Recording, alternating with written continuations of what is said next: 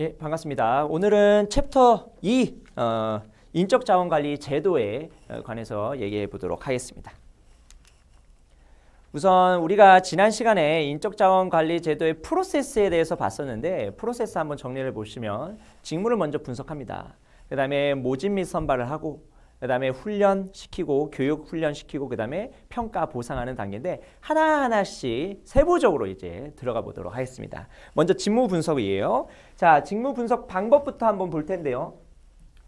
자, 방법에는 어떤 것들이 있는지, 그러니까 여러분들이 이제 상황에 한번 몰입을 하셔야 돼요. 과연 내가 CEO인데, 이 회사의 CEO인데 회계부서가 뭐 하는 부서인지, 그 다음에 마케팅 부서가 뭐 하는 부서인지, 그 다음에 자금 조달 부서가 뭐 하는 부서인지 이런 것들을 우리가 한번 볼 거예요. 그래서 회계부서가 뭐 하는 직업인지 분석을 하려면은 어떤 식으로 우리가 분석을 해야 되는지 한번 살펴보는 건데, 첫 번째 면접하는 건데요. 면접은 누구를 면접하느냐? 바로 그 직무와 관련이 있는 관계자들을 면접을 하는 겁니다. 그래서 면접을 통해서 정보를 얻는 거예요. 야, 회계가 뭐냐부터 시작해가지고 그 회계와 관련된 여러 가지 직무에 대해서 분석하기 위해서 그것과 관련된 일에 종사하는 그런 사람들한테 물어보는 거죠. 여러 가지 인터뷰 형식으로 하는 겁니다. 뭐 어렵지 않죠? 그래서 면접을 통해 가지고 직무에 대한 정보를 획득하는 방법이다. 두 번째, 설문지법하고 질문지법이에요. 사람 대 사람으로 하는 거는 면접법이라면 이거는 뭐 설문지를 하나 작성을 하는 거죠. 그래서 그 직무와 관련되어 있는 사람들한테 뿌리는 겁니다. 그래서 요거는 정해진 질문지로 하는 거예요. 그래서 구조화된 설문지나 질문지라는 말을 썼죠. 그래서 그거를 개발해서 역시나 직무와 관련이 있는 관계자들한테 작성하도록 해가지고 설문지를 만든 다음에 이 설문지에 맞는 항목들, 그 다음에 뭐 여러 가지 뭐 보기 형식으로 할 수도 있고 아니면 주관식 형식으로 할 수 있고, 어쨌든 작성된 설문지나 질문지를 그 관련 있는 관계자들을 줘가지고 그 관련 있는 관계자들이 작성하는 방법입니다. 그래서 정보를 획득하는 건데요. 이게 면접법보다는 시간과 비용을 좀 절약할 수 있는 그런 장점은 있어요. 그런데 이게 예기치 못한 그런 문제가 발생했을 때 그러니까 구조화된 설문지나 질문지를 작성하다 보니까 이게 이 설문지 안에 없는 그런 이벤트라든지 사건이 발생했을 때는 이 직무의 특성을 잘 캐치를 못할 수가 있어요. 면접법 같은 경우에는 물어보면 되죠. 왜 이런 결과가 발생했습니까? 왜 이런 일이 발생했습니까? 라고 물어볼 수 있는데 구조화된 설문지 하에서는 이게 좀 제약이 있죠. 그래서 시간과 비용을 세이브할 수 있다는 큰 장점이 있지만 예기치 못한 상황에서는 적절하게 유연하게 대처할 수 없다라는 게 이 단점이 될 수도 있겠죠. 또 있어요. 관찰법입니다. 이 관찰은 말 그대로 관찰하는 거예요. 그러니까 물어보지 않고 설문지를 작성하지 않고 내가 스스로 관찰해가지고 이 직무의 특성을 한번 파악해 보는 겁니다. 그러니까 파악하니까 문제가 있어요. 관찰 결과를 기록해가지고 이 직무에 대한 정보를 획득하는 방법인데 문제점이 있습니다. 뭐가 문제점일까요? 주관이 개입될 거예요. 그러니까 나의 판단에 따라서 그 직무를 관찰하기 때문에 내 주관에 따라 가지고 이게 직무의 해석이 갈라질 수 있는 거거든요. 그래서 누가 그 직무를 바라보느냐에 따라서도 그 의견 결과가 달라질 수 있는 거예요. 해석 결과가요. 가장 큰 단점이죠. 그 다음에 중요사건법인데 요거가 직무 분석 방법 중에 우리가 조금 추가적으로 잘 알아야 되는 개념인데요. 중요사건, 즉 뭐냐면 어떤 업무를 하면서 성공을 할 수도 있고요. 실패를 할 수 있어요. 근데 성공하고 혹은 실패를 하는데 이 성공을 하게끔 만들어주는 여러 가지 요소들이 있을 거고요. 이 실패를 하게끔 만들어주는 요소들이 있을 거예요. 그러니까 제가 뭐 그 교육 서비스를 제공하고 있지만 열심히 강의 준비를 해가지고 만약에 강의를 하게 되면은 그러면은 수강생 수가 늘어나가지고 수익이 많이 창출이 된다. 그래가지고 강의 준비를 그 전날에 열심히 하게 되면은 강의 퀄리티도 좋아지고 그러면은 거기에 대한 그 뭐 성공도 얻을 수 있겠구나. 이런 식으로 직무를 분석하는 거. 그러면은 이 직무는 강의 준비를 하는 것부터 출발을 하는구나.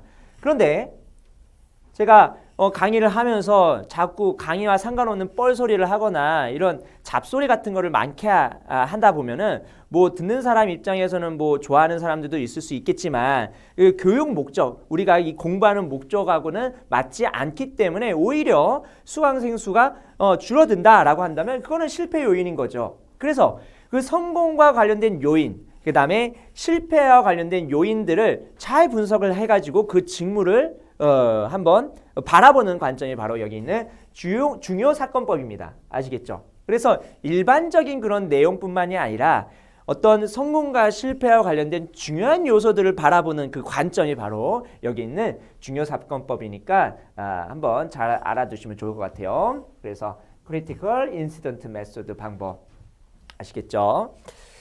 됐고 그 다음에 직무 분석을 이제는 했습니다. 직무 분석을 했는데 여러 가지 직무 방법들을 가지고 우리가 앞에서 배웠던 면접법, 설문지, 그 다음에 관찰, 중요사건법 이런 식으로 직무를 분석을 했고 이 분석한 내용을 결과물로 만들어내야 될 거 아니에요. 그 결과물로 만들어내는데 그 결과물이 두 가지입니다.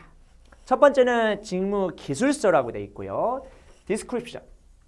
두 번째는 직무 명세서, specification 이렇게 있어요. 그래서 그 직무와 관련된 기술서와 명세서를 배우는데 요거 두 개의 차이를 우리가 분석하는 게 바로 여기 직무 분석 결과물의 핵심이에요. 자, 직무 기술서에는요. 직무에 관련된 내용이 나옵니다. 그러니까 그 직무가 뭔지, 그 직무가 뭔지에 대해서 나오는 거고요. 직무 명세서는요. 그 직무를 수행하기 위해서는 어떻게 해야 돼? 약간 how 개념이 좀 있어요. 자, 그래서 예를 좀 들어보시면 직무 기술서는 task, 어떤 일인지, 그 다음에 duty, 임무는 뭔지, 그 다음에 responsibility, 책임은 뭔지, 그 직무와 관련된 책임, 그 다음에 rule, 그 다음에 뭐 task, 임무 이런 것들에 대해서 기술하는 것이 바로 직무 기술서입니다. 보시면 그 직무에 대한 구분, 개요, 내용, 그 다음에 뭐 작업 조건 여러 가지 직무 기술서에 포함되는 내용이고요. 반면에 직무 명세서는요. 여기 보시면 knowledge, 지식, 그 다음에 능력, 그 다음에 ability, 뭐 능력이 포함되죠. 그 다음에 기술 같은 거, 스킬.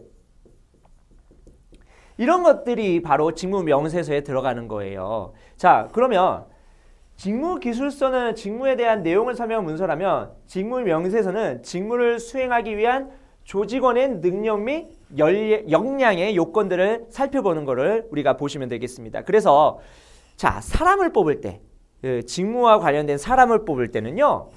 직무 명세서 가지고 뽑겠죠. 이 직무와 관련되어 있는 사람의 능력, 지식 이런 것들을 보고 뽑을 거 아닙니까? 그래서 직무 명세서를 기준으로 이 사람을 뽑고 다음에 그 뽑은 사람을 그 직무에 배치시키고 그 관련된 훈련을 시킬 때 뭘 가지고 훈련을 시킬까요? 바로 이 직무 기술서 가지고 훈련을 시키겠죠.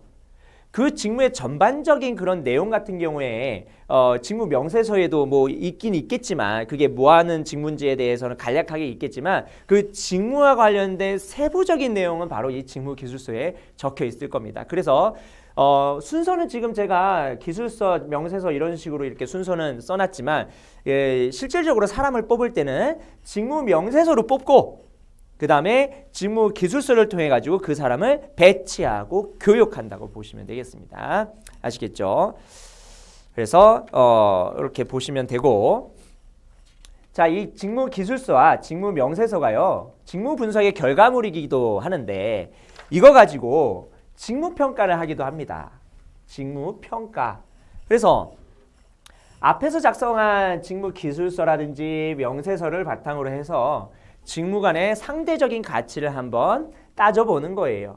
그래서 어떠한 직무가 더 나은 직무인지, 어떠한 직무가 더 어려운 직무인지, 뭐 쉬운 직무인지 이런 것들 포함해 가지고 다양하게 이 직무를 한번 평가해 보는 단계인 겁니다. 이게 직무에 대해서 평가를 해보는 건데요. 그래서 이 직무 평가가 뭐가 중요하냐면, 왜 이게 중요하냐면요. 사실은 요새 우리 그 일반 기업은요.